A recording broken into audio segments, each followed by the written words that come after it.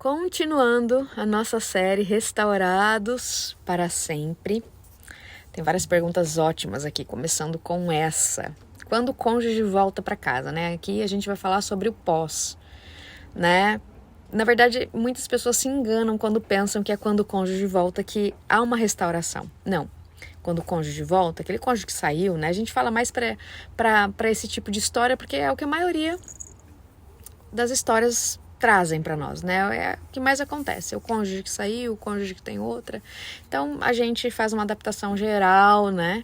Mas você analisa aquilo que serve para sua casa, para sua vida hoje, de acordo com a sua história, de acordo com o que está acontecendo na sua casa, né? Mas de forma geral, de modo geral, é sempre as mesmas histórias. As histórias são parecidíssimas, né? Mas eu faço aplicação para minha história, pessoalmente, né? Eu olho e pego para mim aquilo que importa.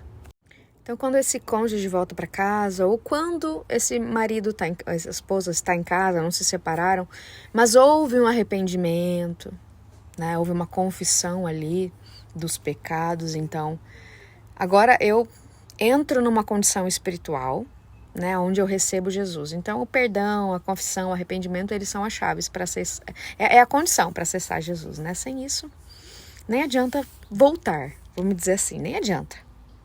Se não estiver arrependido, né, nem adianta voltar.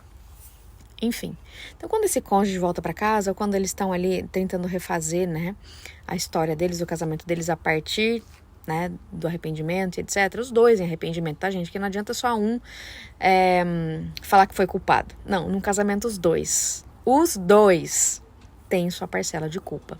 Eu diria que para o homem ele é maior porque ele é o sacerdote, mas a mulher também. Os dois têm culpa. E é por isso que o deserto ele é um lugar de ensinamento. É um treinamento, na verdade. É um lugar onde você morre para si mesmo e você permite que Deus te transforme numa nova criatura. É a restauração. A restauração da aliança com Deus. Então, aquela pessoa que eu era não existe mais. Né? Não existe mais. Então, por isso que é importante no deserto eu ter um compromisso de estudar a palavra, de viver um discipulado mesmo. Né? Com Deus. Né? Eu, Natália, não tinha ninguém, absolutamente ninguém. Então eu buscava na palavra, buscava em pregações, buscava no YouTube, nos livros, na Bíblia, o meu posicionamento em Deus, a minha restauração com Deus, né? Então eu tenho que ter esse discernimento, eu tenho que ter essa sabedoria antes, que vem dos céus. Eu só preciso me posicionar para receber. Então, se eu vivi uma transformação de mente, de espírito, né? Não é que existe uma transformação de espírito. Na verdade, agora eu alimento mais o meu espírito do que a minha carnalidade. Então, eu sou agora um ser, né, cristão, um verdadeiro cristão, digamos assim. Então, eu entendi todo o processo, eu vivi o deserto, Deus restaurou a minha vida, restaurou a minha aliança com Ele, e a partir de mim, a partir daquilo que eu aprendi agora, eu e o meu marido, eu e o meu cônjuge, né, no caso dos homens, eu e a minha esposa, vamos dar início à gestação de um novo casamento. Então, a gestação da restauração do casamento começa a acontecer quando se arrependem, quando vivem o deserto e quando voltam para buscar a restauração desse casamento. Então, eu estando numa nova aliança com Deus, né? Uma aliança com Deus. Então, eu saberei como me posicionar quando o meu cônjuge volta. Porque eu não sou mais aquela pessoa que eu era. Então, agora eu tenho a mentalidade de Cristo. Então, como que Cristo agiria? Eu aplico na minha vida. Porque eu sou boazinha? Não. Porque eu tenho Deus aqui dentro já. Quando a gente busca essa restauração, quando a gente busca ser uma nova criatura em Cristo, a mentalidade de Cristo vem sobre nós. O caráter, eu conheço o caráter de Cristo, eu sei como ele agiria em qualquer situação. Então eu serei o mais parecido possível com ele. Porque eu quero? Porque eu sou bonzinho? Não. Porque ele está em mim. Eu não tenho que implorar para ele vir. Porque ele só vem quando ele quer. Mas ele vem. E vocês percebem que eu adoro dar uma baita de uma introdução antes de responder a pergunta, né? É assim mesmo, tá, gente? É assim, porque eu não consigo fazer uma coisa aleatória, né? Então, é uma série, então a gente vai falar sobre tudo, né? Então, eu devo ficar cobrando a atenção do meu cônjuge? Gente, o que Jesus faria?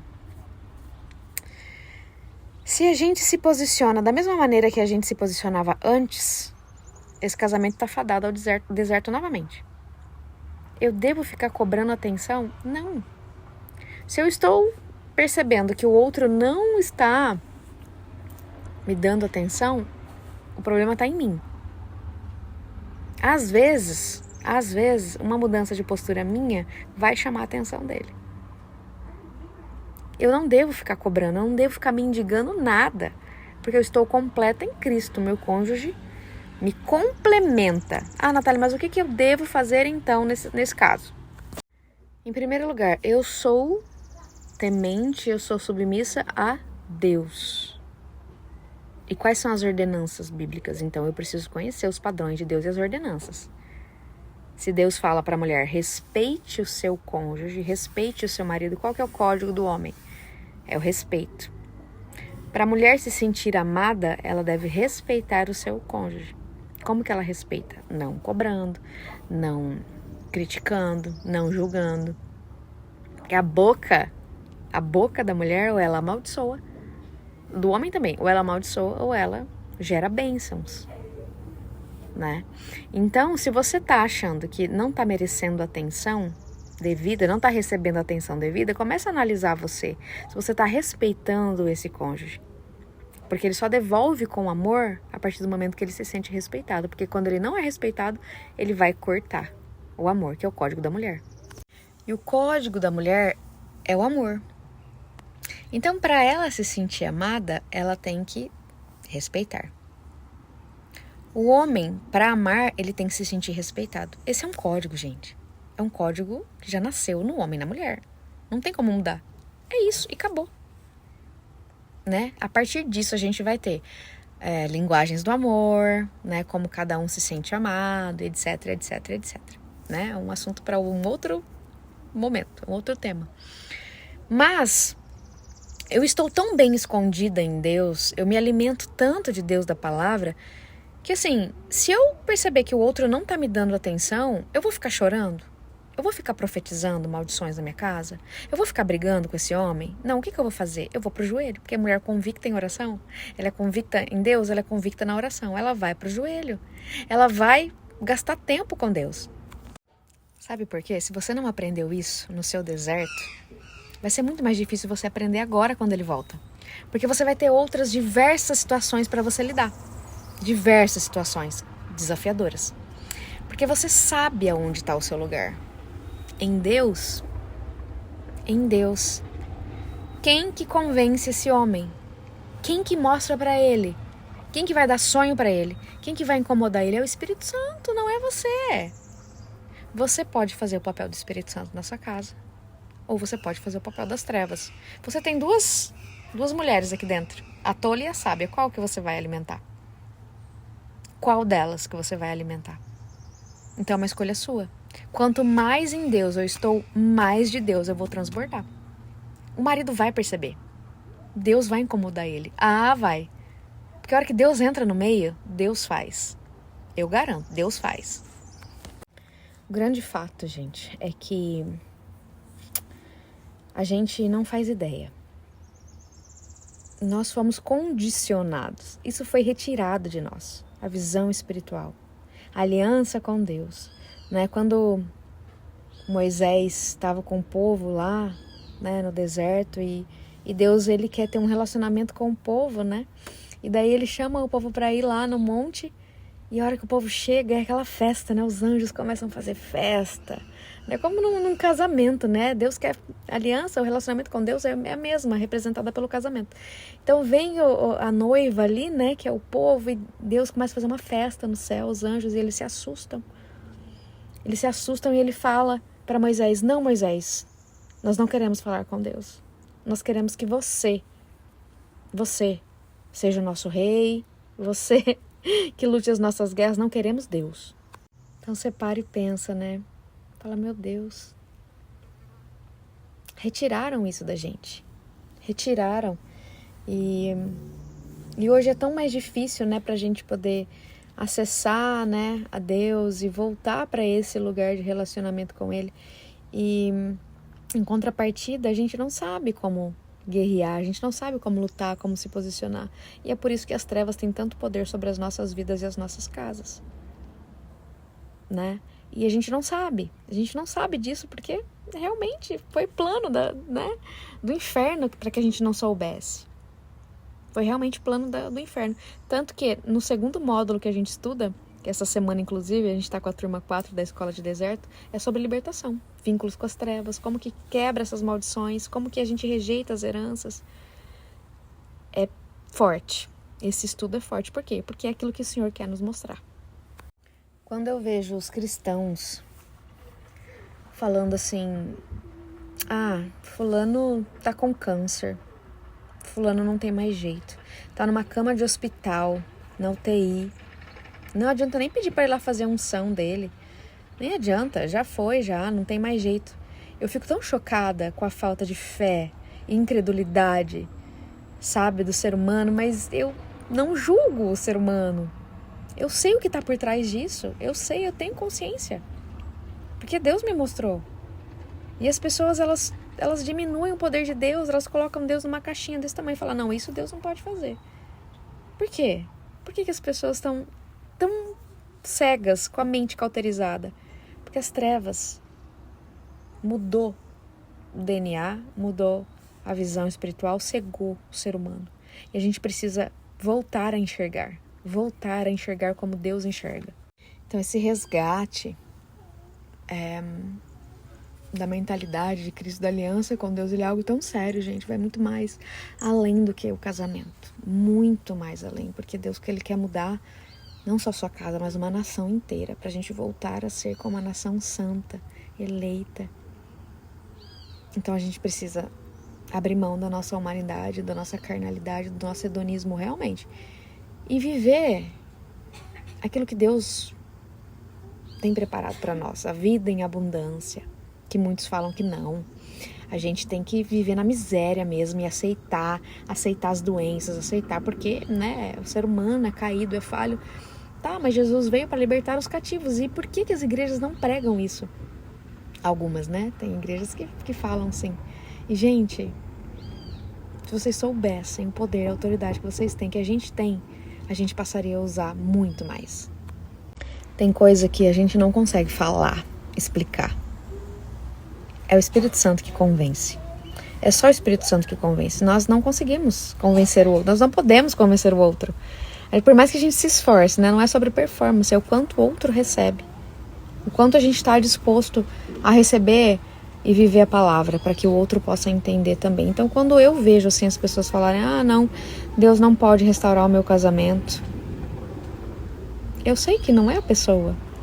O problema não é a pessoa, o problema está lá atrás, em tudo que aconteceu na vida dela, em todas as heranças que veio, sabe? E as pessoas têm aceitado isso, aceitado doenças, aceitado os demônios na vida delas, e as igrejas não falam sobre isso, não falam sobre libertação, tem que aceitar a doença, tem que aceitar. E Jesus veio para falar, não aceitem, vocês receberam autoridade para rejeitar. As pessoas não sabem. Então esse resgate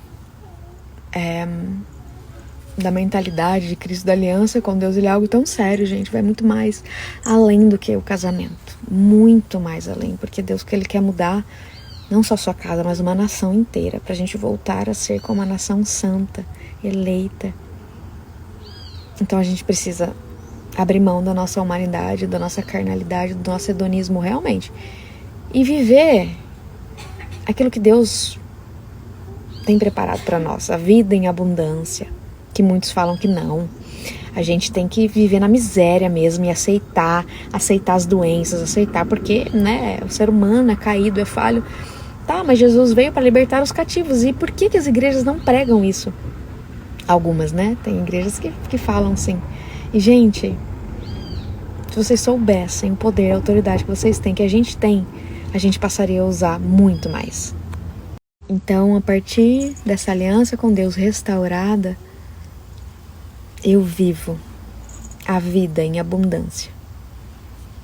Que Deus prometeu, que Jesus prometeu, né? Ele nos liberta. E nós vivemos essa vida em abundância, em todos os âmbitos, em todos os aspectos. Eu sou a prova viva disso. Eu sou a prova viva de que eu aprendi com o Espírito Santo em casa, sem a influência de ninguém. Eu e a palavra de Deus. Eu e o Espírito Santo me guiando, até nas orações que eu fazia. Eu fiz uma oração de rejeitar a herança, pedir perdão pelos meus antepassados, sendo que eu nem sabia que existia isso, existia herança espiritual. Então Deus, ele conduz. Por quê? Porque é o que ele mais quer. É o que ele mais quer. Pessoas restauradas, famílias restauradas, nações santas. É o que ele mais quer.